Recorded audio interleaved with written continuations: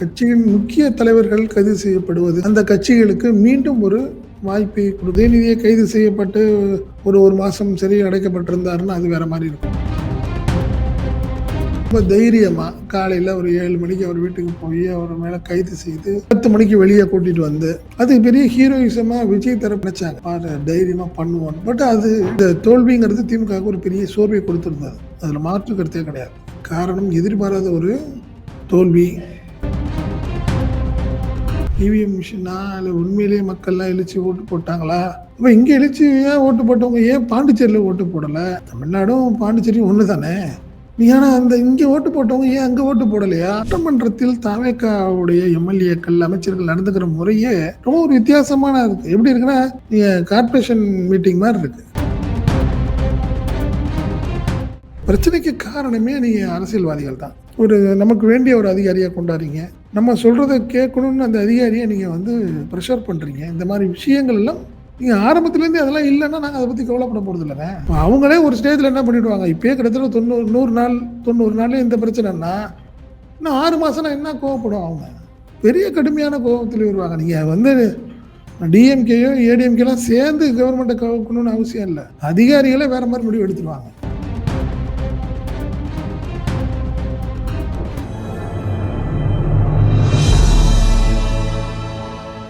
Tamil news நேரல் வணக்கம். இன்றைய நேர்காணலில் நம்மோடு இருந்திருப்பவர் தமிழ் நியூஸோட ஆசிரியர் மற்றும் பத்திரிகையாளர் திரு செந்தில் சார். சார் வணக்கம். வணக்கம்.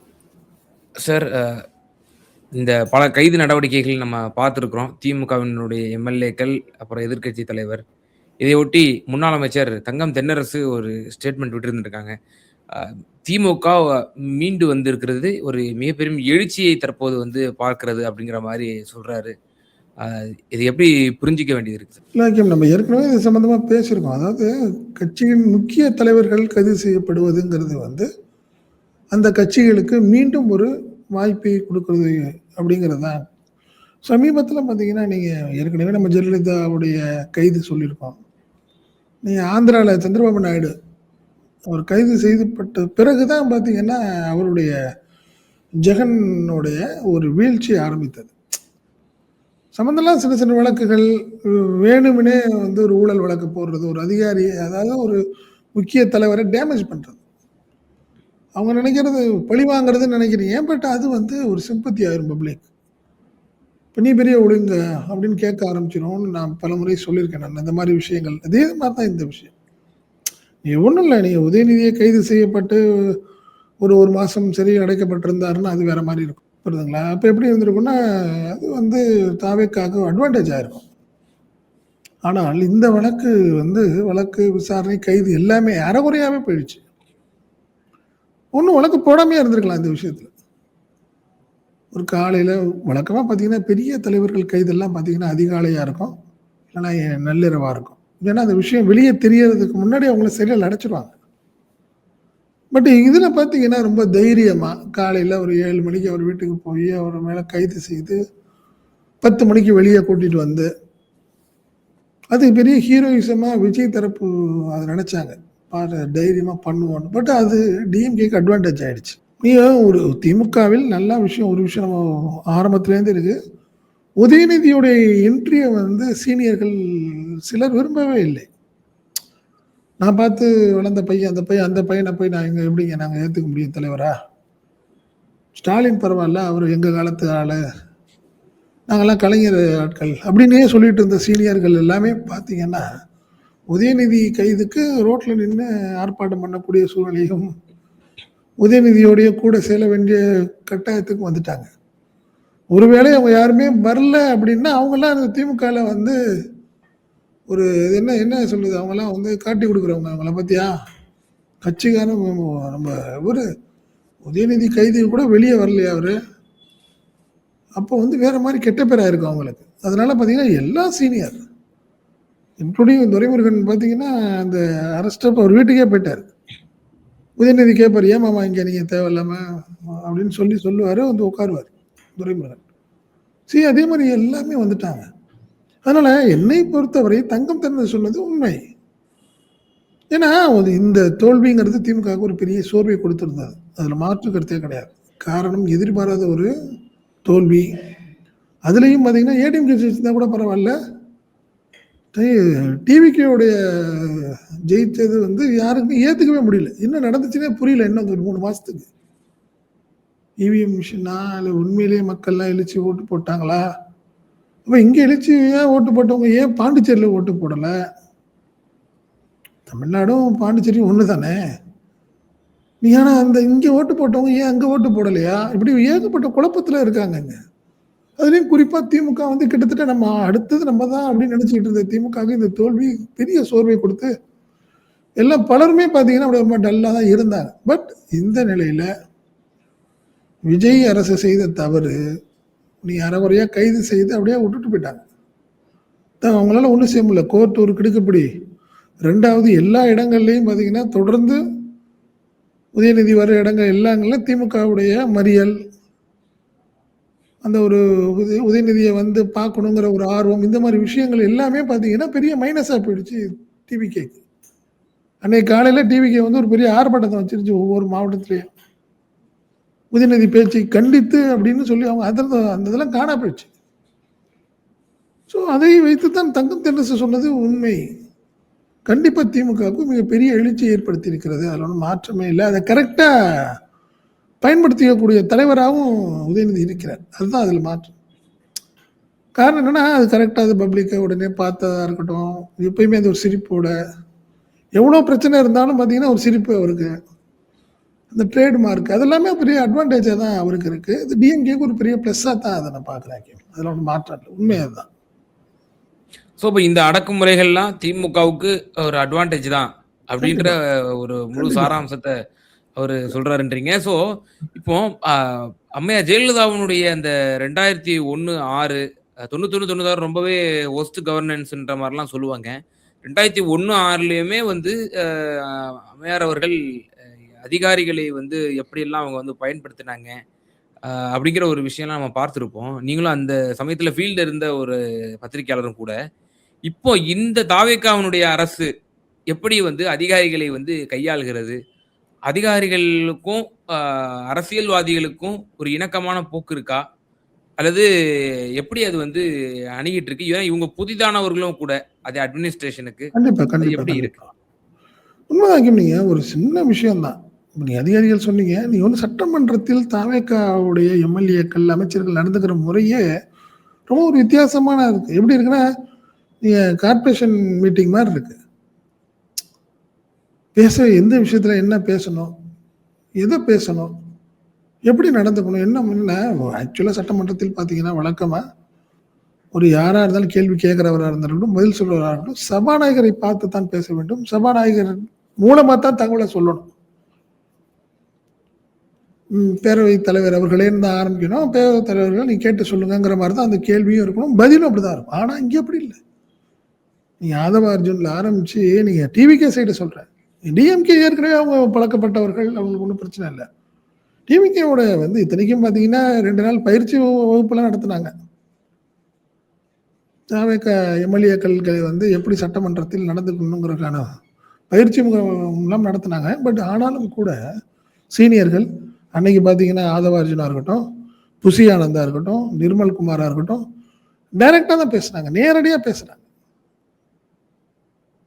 ஒவ்வொருத்தரும் அப்படி நேரடியா பேசுறதுங்கிறது அது சரியா இருக்காது. அது ஒரு சரியான அணுகுமுறை கிடையாது. இதை விஜய் எப்படி பார்க்கிறார்? நம்ம ஆளுங்கெல்லாம் பரவாயில்லையே, தெளிவாயிட்டாங்களே, அடிச்சு பார்க்குறாங்களேன்னு நினைக்கிறாரா? இல்லையே இது தவறான ஒரு முன்னுதாரணம் ஆயிடுமேன்னு அது அவர்கிட்ட யாராவது சொல்றாங்களான்னு தெரியல. அது ஒரு விஷயம். அவருமே என்கரேஜ் பண்ற மாதிரி இருக்கு. ஆமா, சிரிக்கிறாரு. நம்மகிட்ட சிரிப்போட உட்கார்ந்து இருக்கிறது இதெல்லாமே இந்த சரியான ஒரு சூழ்நிலையா இல்லை. 2வது அதிகாரிகள் வச்சுக்குவோம். இந்த ஒரு கிட்டத்தட்ட 100 நாள் ஆயிடுச்சு. இன்னைக்கு கவர்மெண்டோட வந்து 100 நாள் ஆகிவிட்டதுன்னு வச்சுக்கல. ஆரம்பத்தில் இது ஆமா 100 ஆக போகுது. ஆமா போகுது. கிட்டத்தட்ட வந்து அதிகாரிகள் ஆட்சியா இருக்கு தாவேக்க ஆட்சி அப்படின்னு தான் ஒரு 2 மாசம் சொல்லிட்டு இருந்தாங்க.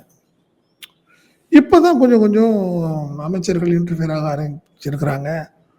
பல இடங்கள்ல அதிகாரிகளை வந்து மிரட்டுகிறார்கள் அமைச்சர்கள் அப்படின்னு ஒரு தகவல் எல்லாம் சொல்ல ஆரம்பிக்கிறாங்க. ஆரம்பத்திலேருந்து ஒரு விஷயம் விஜய் ஆரம்பத்திலேருந்து இந்த கரப்ஷன் இல்லாத ஒரு கவர்மெண்ட் நான் கொடுக்க போறேங்கிறத ஒரு ஆரம்பத்திலேருந்து சொல்லிட்டே இருந்தார். ரைட். கரப்ஷன்ங்கிறது 2 விஷயம் இருக்கு. அரசியல்வாதிகளுக்கும் கரப்ஷன் இல்லாம இருக்கணும். அதிகாரிகளும் இருக்கணும். கரப்ஷன் இல்லாம. பட் ஆனா இங்கே பார்த்தீங்கன்னா, இந்த ஒரு 1 மாச காலத்தில் நடந்த விஷயங்கள்னு பார்த்தீங்கன்னா, அதிகாரிகள் மட்டுமே தொடர்ந்து பலிகடாக்கப்படுகிறார்கள்.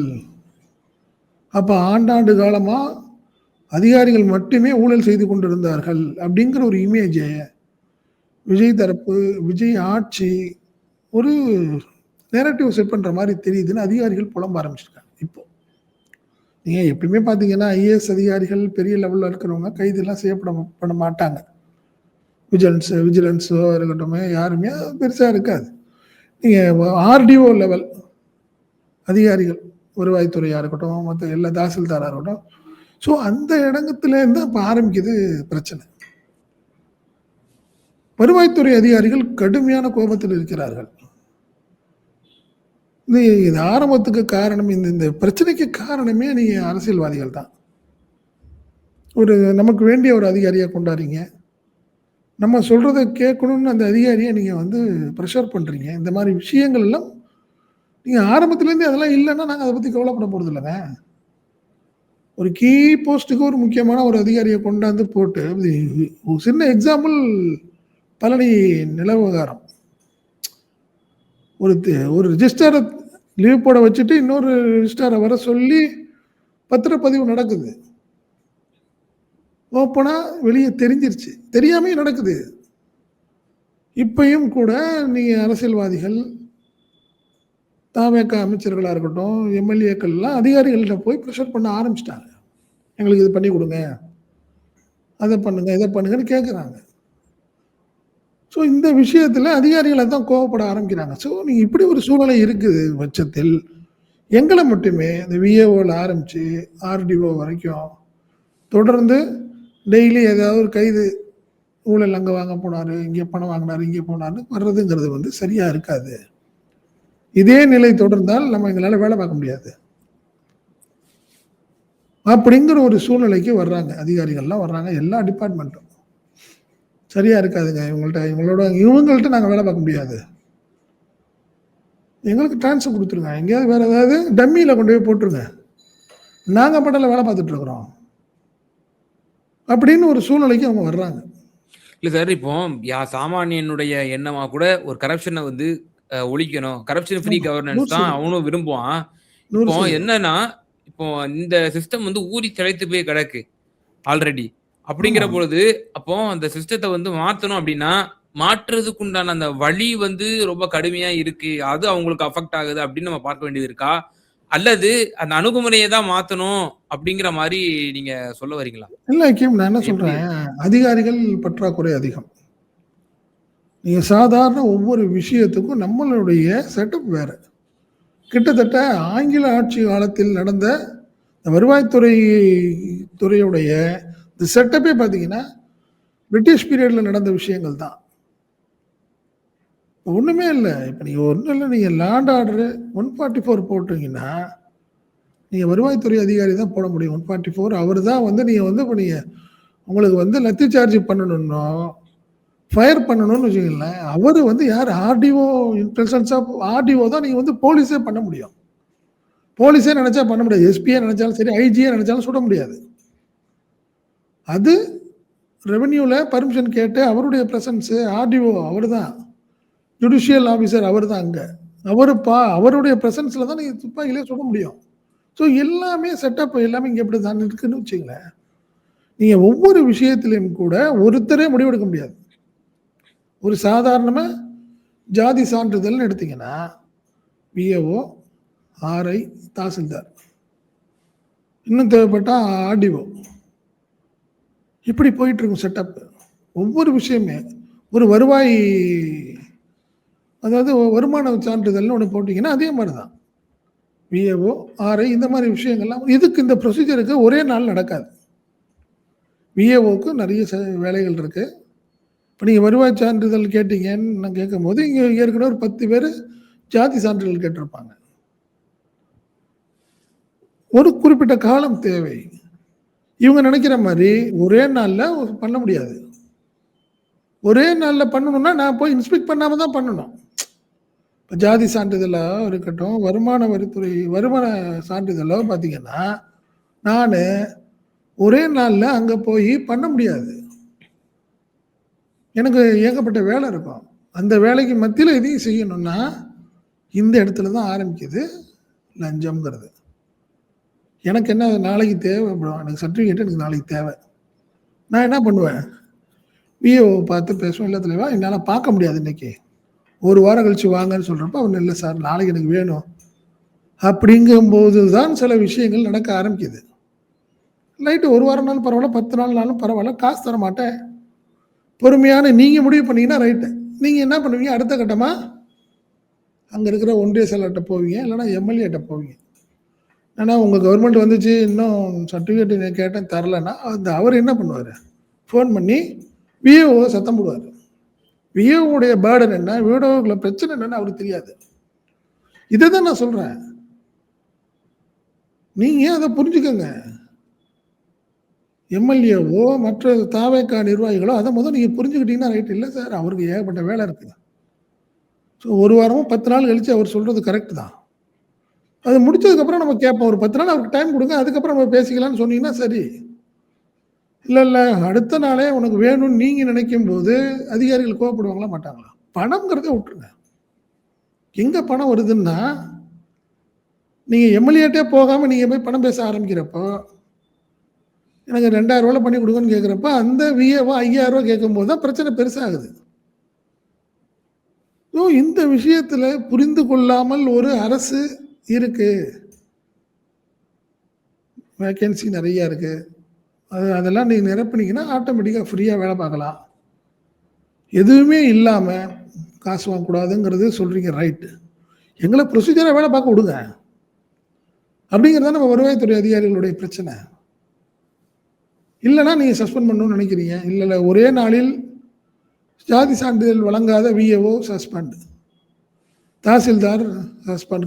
காத்திருப்போர் பட்டியலுக்கு அனுப்பப்பட்ட தாசில்தார். இப்படி ஒரு சூழ்நிலை எல்லாம் வந்தால் சரியா இல்லை எங்களுக்கு. எங்களை புரிந்து கொள்ள ஆளா இருக்கணும். பார்ட் டைம் ஒர்க்கர் தானங்க விஜயே அந்த மாரி தானங்க இருக்காரு. என்ன செட்டப்ன்னு அவருக்கு தெரியணும்ல. அடுத்த லெவல்ல உள்ள எம்எல்ஏக்களுக்கு எதுவும் செட்டப்பே தெரியாது. ம்.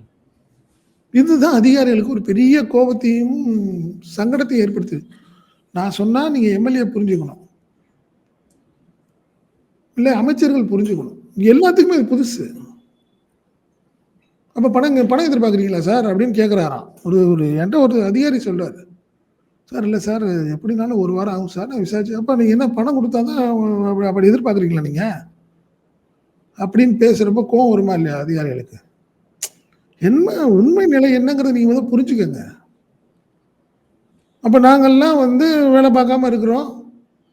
அப்படின்னு நீங்க நினைக்கிறீங்க. இப்ப முழுக்க முழுக்க இந்த அதிகாரிகளால தான் இந்த கவர்மெண்ட் கெட்ட பேர் ஏற்படுது அப்படின்னு ஒரு சூழ்நிலை ஏற்படும் பட்சத்தில் சரியா இருக்காது. ஸோ இந்த கவர்மெண்ட் எங்களுக்கு வேண்டாம் அப்படின்னு ஒரு சூழ்நிலைக்கு அதிகாரிகள் வருவாங்கல்ல.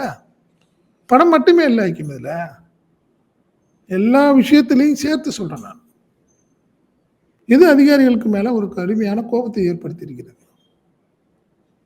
நீங்க ஐஏஎஸ் ஆபீசர்ஸ்க்குலாம் இத பத்தி கவலை இல்லங்க. செக்ரட்டரியேட்ல இருக்கிறவங்களா இருக்கட்டும், நீங்க ஹெட் குவார்ட்டர்ஸ்ல இருக்கிறவங்கலாம் வேற. ஃபீல்டுல இருக்கிறாங்கல்ல, அவங்கள தான் நான் சொல்றேன். இப்ப நீங்க பள்ளி கல்வித்துறைன்னு வச்சுக்கிட்டீங்கன்னா, ஏஇஓன்னு இருக்காங்க. டிஇஓன்னு இருக்கீங்க. சிஇஓன்னு இருக்காங்க. அவ்வளோ பிரச்சனைகள் அவங்களுக்கு இருக்கு. எல்லா விதத்திலயும் இந்த பிரச்சனை ஓடிக்கிட்டு இருக்கு. இதை புரிந்து கொள்ளக்கூடிய சூழ்நிலையில் அரசு இல்லைங்கிறது தான் அவங்களுடைய கோபம். இப்ப அவங்களே ஒரு ஸ்டேஜ்ல என்ன பண்ணிடுவாங்க, இப்பயே கிட்டத்தட்ட 90 நாள்லயே இந்த பிரச்சனைன்னா, இன்னும் 6 மாசம்னா என்ன கோவப்படும் அவங்க? பெரிய கடுமையான கோபத்தில் வருவாங்க. நீங்க டிஎம்கேயோ, ஏடிஎம்கேலாம் சேர்ந்து கவர்மெண்ட்ட கவுக்கணும்னு அவசியம் இல்ல. அதிகாரிகளே வேற மாரி முடிவு எடுத்துருவாங்க. ஸ்ட்ரைக் பண்ண ஆரம்பிச்சுருவாங்க. பிரச்சனைகள் அதிகமாகும். குழப்பம் அதிகமாகும். அதுதான் நான் சொல்றேன் நான். நிச்சயமாக இறுதியான ஒரே ஒரு கேள்வி. அதாவது அதிகாரிகள் எப்படியெல்லாம் இந்த ஆட்சியில நடத்தப்படுறாங்க. வருவாய்த்துறையினர், விஏஓ இப்படிப்பட்ட பல சான்றுகள நீங்க எக்ஸாம்பிள் சொன்னீங்க. காவல்துறையினர் அவங்களும் இந்த ஒரு கவர்னமென்ட்க்கு ஒரு மிகப்பெரிய ஒரு முதுகெலும்பு, கண்டிப்பா. ஒரு மிகப்பெரிய ஒரு துறை. காவல்துறை எப்படி இருக்கு? இந்த ஆட்சியில குறிப்பா எப்படி அவங்க வந்து செயல்படுறாங்க? அவங்களுக்கு வந்து போதிய சுதந்திரம் குடுக்கப்படுதா? எப்படி அது வந்து செயல்பட்டா? அது எப்படி இல்ல, பார்க்குறீங்க? இல்ல. போலீஸ் பொறுத்தவரைக்கும் பார்த்தீங்கன்னா, கிட்டத்தட்ட பழி வாங்குறதற்கான ஒரு துறையா இப்ப வந்து தாவேக்கா அரசு அத பயன்படுத்திக் கொள்ளுகிறது. அதுல ஒண்ணும் மாற்றமே இல்ல. தங்களுக்கு வேண்டாத ஆட்கள், ஏற்கனவே அவங்க மேல ஒவ்வொருத்தருக்கும் ஒரு வெஞ்சன்ஸ் ஒருத்தர் மேல இருக்காங்க. விஜய்க்கு வேணா ஒரு ஸ்டாலின், உதயநிதி ஸ்டாலினா இருக்கட்டும், செந்தில் பாலாஜியா இருக்கலாம், மார்க்கண்டேயனா இருக்கட்டும், அனிதா ராதாகிருஷ்ணனா இருக்கட்டும். ஒவ்வொரு கட்டத்திலயும் ஒவ்வொருத்தருக்கு இருக்கிறாங்க. அங்கங்க. எம்எல்ஏ ஒருத்தர் இருக்காருன்னா, அந்த எம்எல்ஏக்கு ஒரு ரைவல் ஒருத்தர் இருப்பாரு. அவர் தாவேக்காக்காரராவும் இருக்கலாம். அவர் டிஎம்கேயா இருக்கலாம், ஏடிஎம்கேயா இருக்கலாம். பழைய பகையெல்லாம் இருக்கும். அதெல்லாம் அதை எல்லாமே பகை தீர்க்கிறதுக்கான ஒரு டைமா இத பார்க்குறாங்க அவங்க. நேத்து என்ன பார்த்தில்ல, இன்னைக்கு நான் உன்னை பார்த்துக்கிறேங்கிற மாரி ஆரம்பிக்குது. போலீஸுக்கும் பெரிய சங்கடம் தான். சொல்றதெல்லாம் செய்ய முடியாது. இவங்க நெனைக்கிற மாரி கேஸ் போட முடியாது. எப்படியோ புடிச்சு உள்ள புடிச்சு போடுங்க சார்ன்னு வேணா சினிமால சொல்ற மாரி சொல்லலாம். எல்லா இடத்துலயும் செய்ய முடியாது. அதிகாரிகளுக்கும் அதே பிரச்சனை தான் ஓடிக்கிட்டு இருக்கு. "நீங்க வேணாம் சார், எங்கள விட்டுருங்க. நாங்க வேற எங்கேயாவது போறோங்கிற" மாரி என்ன காரணம்னா, இப்படி செய்ய முடியாதுன்னு சொன்னானா, "அப்ப நீங்க ஒதுங்கிக்கங்க சார். வேற ஆள போட்டுக்கிறோம் நாங்க." அப்படின்னு பேசக்கூடிய எம்எல்ஏக்கள் வந்துட்டாங்க இப்போ. அவங்க எதார்த்தத்தை புரிந்து கொள்ளவில்லை அவங்களுக்கு. நீங்க சட்டமன்றத்திலேயே அந்த பதட்டம் இருக்குல்ல உங்களுக்கு. எப்படியாவது விஜய்ட்ட ஒரு நல்ல பேர் எடுக்கணுங்கிற மாரி எந்திரிச்சு ஆளுக்கு ஆளு பேசுறது. அது வந்து ஸ்டாலின விமர்சனம் பண்றது, உதயநிதிய விமர்சனம் பண்ணி, திமுக விமர்சனம் பண்ணா எல்லாம் சிரிப்பாங்க, கைத்தட்டுவாங்கங்கிறதுக்காகவே பேச முடியாதுல்ல. ஒரு காலம் தான் சொன்னேன். ஒரு காலத்துல ஜெயலலிதாவ அப்படிதான் சந்தோஷப்படுத்தணுங்கிறதுக்காக என்ன வேணாலும் பேசுவாங்க. அதே ஒரு நிலை தான் இப்பயும் இருக்கு. ஸோ இப்படிப்பட்ட எம்எல்ஏக்கள்ட்ட நீங்க அதிகாரிகள், அது வருவாய்த்துறை அதிகாரியா இருக்கட்டும், காவல்துறை அதிகாரிகளா இருக்கட்டும், படாப்படு தானே படுவாங்க அவங்கள்ட்ட. அவங்களும் அதே நிலை தான். காவல்துறையும் அதே மாரி தான். அவங்க சொல்றதை காதில் வாங்காத நிலையில அவங்க இருக்கிறாங்க. யாரு தாவேக்கா எம்எல்ஏக்களா இருக்கட்டும், நிர்வாகிகளா இருக்கட்டும். அதே நிலை தான் ஓடுகிறதுன்னு வச்சுக்கங்க. ஸோ இது எல்லாமே கிட்டத்தட்ட ஒரு குழப்பமான சூழ்நிலையில் தான் இருக்கிறது. இந்த விஷயத்தில் விஜய் ஒரு தெளிவான ஒரு சூழ்நிலையை ஏற்படுத்தணும். பட் அவர் இறங்கி உட்கார்ந்து பார்க்க ஆரம்பிக்கணும். அவரே பார்ட் டைமா இருந்து பண்ணிட்டு இருக்கும்போது பட்சத்துல அவங்களுக்கு என்ன இருக்கும் அது? இவங்களும் அரைகுறை தானே இப்ப அது. ஸோ இது எல்லாமே ஒரு தாவேக்காவுக்கு ஒரு பெரிய அவப்பெயரை ஏற்படுத்துகிறது. இது எல்லாமே உடனே எல்லாம் நடக்காது. உண்மைதான். கொஞ்சம் கொஞ்சமா தான் அப்படியே பாய்சன் ஆகும். அதற்கு முன்பாக ஒரு நல்ல ஒரு சூழ்நிலையை ஏற்படுத்துறதுக்கு விஜய் தான் முயற்சி பண்ணணும். ஏன்னா அவர் தான் ஹெட். அவர் சொன்னா தான் எல்லாமே நடக்கும். இப்ப டிஎம்கே அப்படி கிடையாது. ஒவ்வொரு டிஸ்ட்ரிக்ட்லயும் ஒருத்தங்க இருப்பாங்க. அவங்க சொன்னா பிரச்சனைகள் புரிஞ்சுக்குவாங்க. ஒரு வருவாய்த்துறை அதிகாரி சங்கம் இருக்கும். டக்குனு யாரையாவது பார்ப்பாங்க. ஒரு மினிஸ்டரை பார்ப்பாங்க. பிரச்சனைகளை சொல்லுவாங்க. இங்க யார்ட்ட போய் பேச முடியும்? மினிஸ்டர்ஸே விஜயை போய் பார்க்க முடியலங்க. விஜய் மந்திரிகளை போய் பார்க்க முடியலையே. இந்த இடங்கள்ல பிரச்சனைகளை குறித்து வருவாய் சங்கமா இருக்கட்டும், அதிகாரிகள் சங்கமா இருக்கட்டும், அவங்களாம் எப்ப போய் விஜயை போய் பார்த்து பேசுறது? இது இந்த தொடரும் இந்த குழப்பம் தொடர்ந்தால் தாவேக்காவுக்கு தாவேக்கா அரசுக்கு ஆயுள் கம்மி அப்படிங்கிறது என்னுடைய சார், பல்வேறு கேள்விகளுக்கு ரொம்ப விரிவா தெளிவா பதில் சொன்னீங்க. ரொம்ப நன்றி. நன்றி.